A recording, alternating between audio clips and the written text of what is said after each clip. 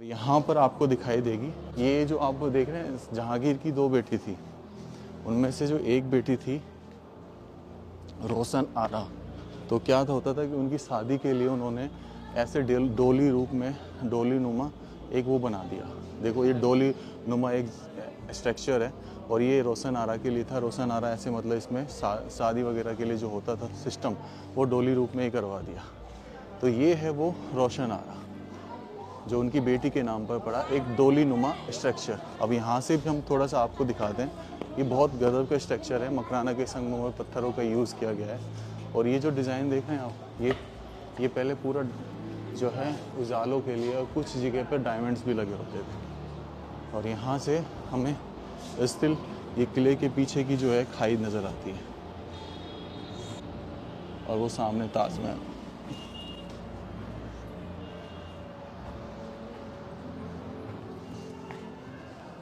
तो अब हम चलते हैं दूसरी साइड, जहाँ पे हम दिखाएंगे आपको कुछ और भी बेहतरीन चीज़, दीवाने खास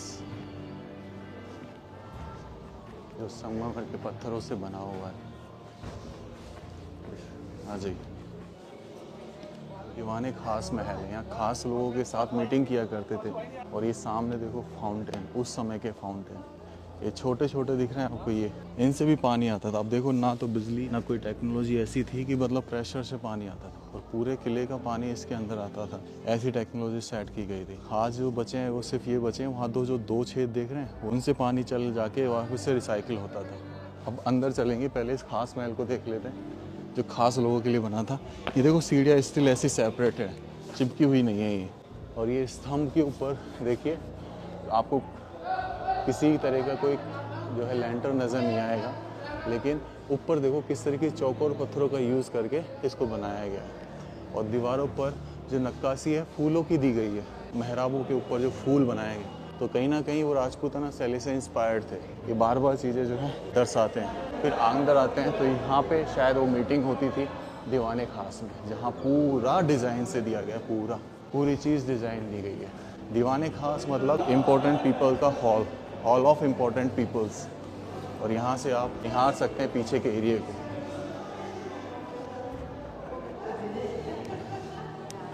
अब जो सामने है दीवाने खास के फाउंटेन था जो इसको जगमगा गया, जिसमें रोज़ वाटर भरा जाता था।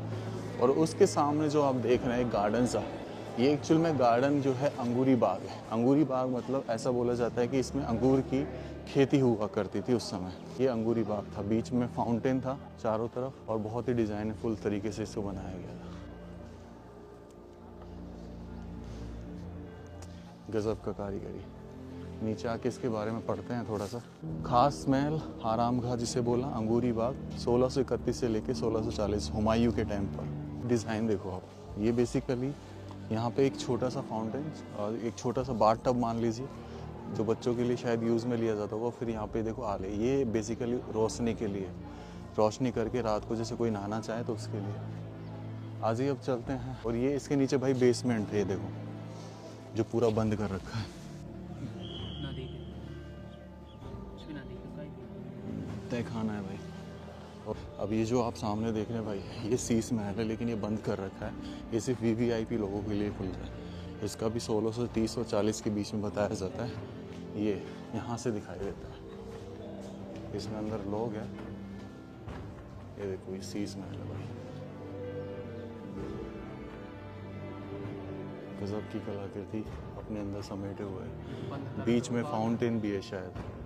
देखो यहाँ पे भी आपको ना थोड़ा दिख जाएंगे शीशे लगे हुए, ये देखो शीशे। चलिए अब चलते हैं थोड़ा सा आगे।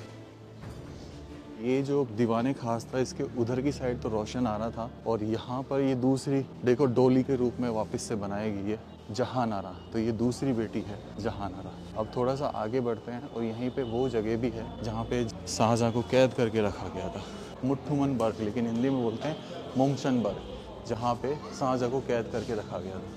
इस जगह से निकलते हैं तो राइट हैंड साइड में आपको जो कैलीग्राफी दिख रही है खम्भों पे, ये पर्शियन कैलीग्राफी फारसी। और यही वो जगह है जहाँ पर जो शाहजहाँ है उसको कैद करके रखा गया। यहाँ पे ये जो है ना देखो, ये डायमंड लगे होते थे, ये लोगों ने निकाल लिए खरोंच के, क्रॉच के, इसलिए इसको क्लोज़ किया गया क्योंकि डायमंड निकाल के लेके जा रहे थे, स्टोन जो थे कीमती वो लगा।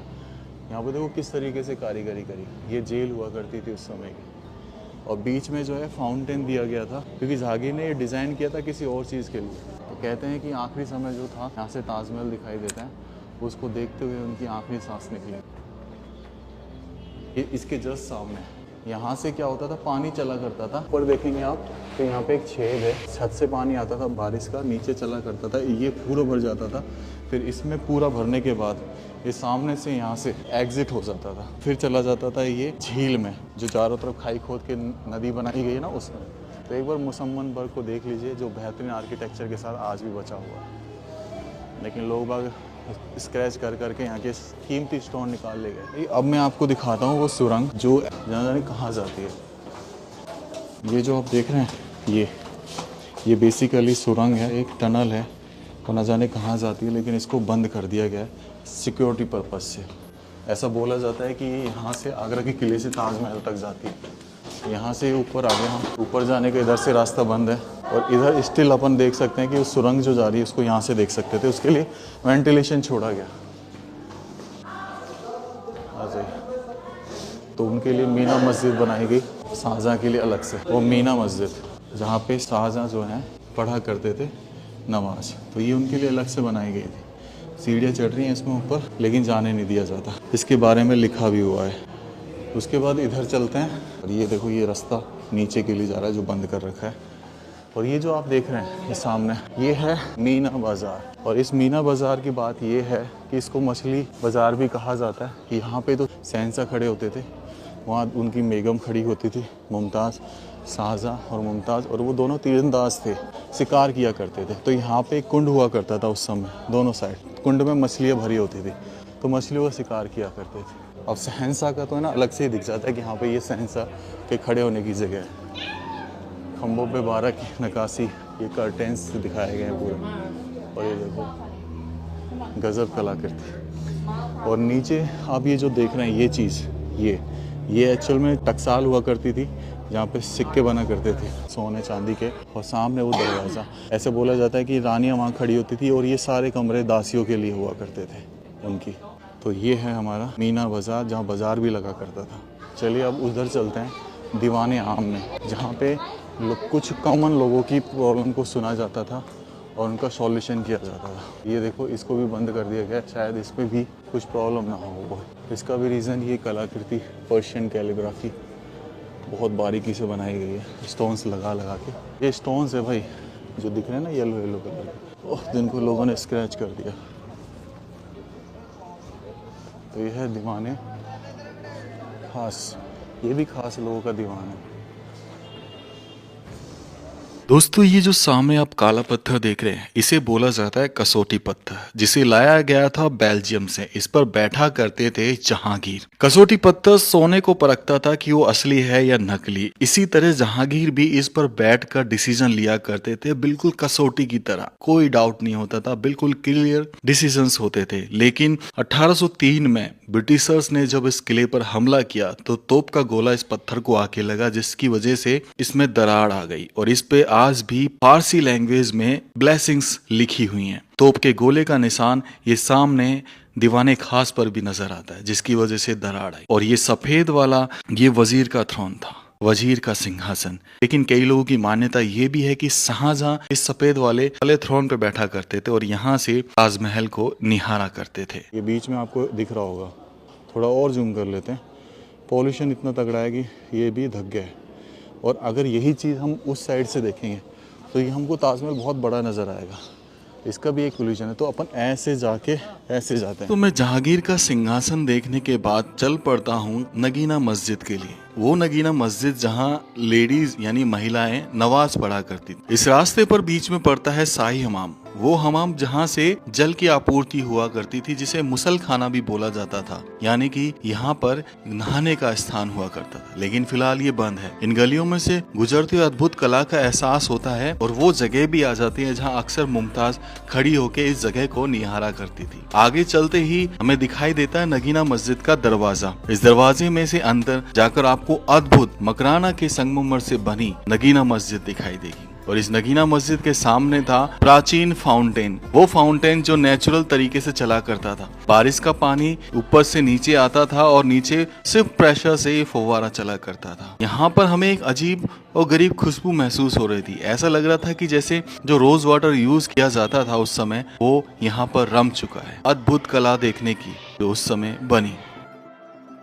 यहाँ से पानी जाता था और वहाँ पे पानी पहुँच जाता था। या नीचे क्या वो नाली छोड़ी गई है पूरी एक। तो ये वो जगह है जहाँ से ब्रिटिश ने इंडिया में पैर पसारे। ये है दीवाने आम, जहाँ पर पहली बार ब्रिटिश की तरफ से सर थॉमस रो व्यापार करने के लिए इंडिया में आए। उस समय यहाँ पर बादशाह हुआ करते थे जहांगीर, और जहांगीर से उन्होंने 1607 यानी 1607 में परमिशन मांगी व्यापार करने की। उनको 27 स्कॉच का गिफ्ट दिया गया था और भी बहुत सारे गिफ्ट, तब जाके उनको परमिशन मिली। ये वो जगह है जहाँ पर आम लोगों की प्रॉब्लम का सॉल्यूशन किया जाता था। नीचे वजीर बैठा करते थे, ऊपर बादशाह बैठा करते थे, और इन पिलर के सहारे खड़े होते थे मंत्रीगण, और ये जो जालियां हैं इनके पीछे रानी बैठा करती थी, जो यहाँ से होते हुई समस्याओं का समाधान देखा करती थी। ये लाल किले आगरा का सबसे महत्वपूर्ण हिस्सा है जिसे कोई मिस नहीं करना चाहेगा, जो मकराना के संगमरमर पत्थरों से बना है। तो दीवाने आम के सामने बाहर की तरफ जॉन एच रसेल की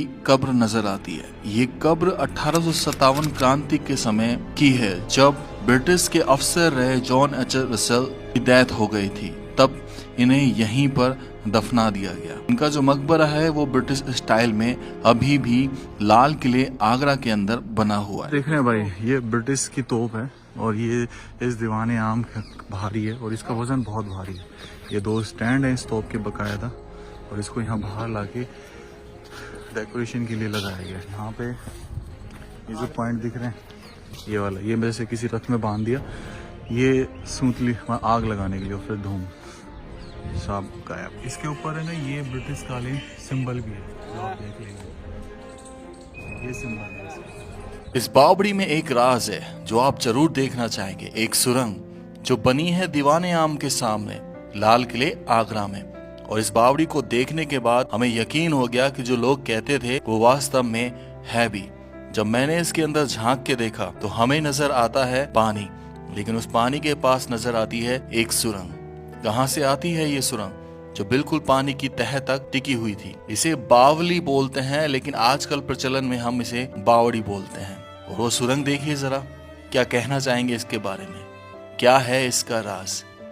क्या यमुना नदी का पानी इसके जरिए आता था, या इस कुएं का पानी जो इस किले के बाहर खाई बनी है उसमें जाता था? इसका राज तो इन जालियों के अंदर ही दफन हो गया, जो हम नहीं जान पाएंगे कभी भी। और यहाँ से अब हम एग्जिट हो जाते हैं लाल किले से।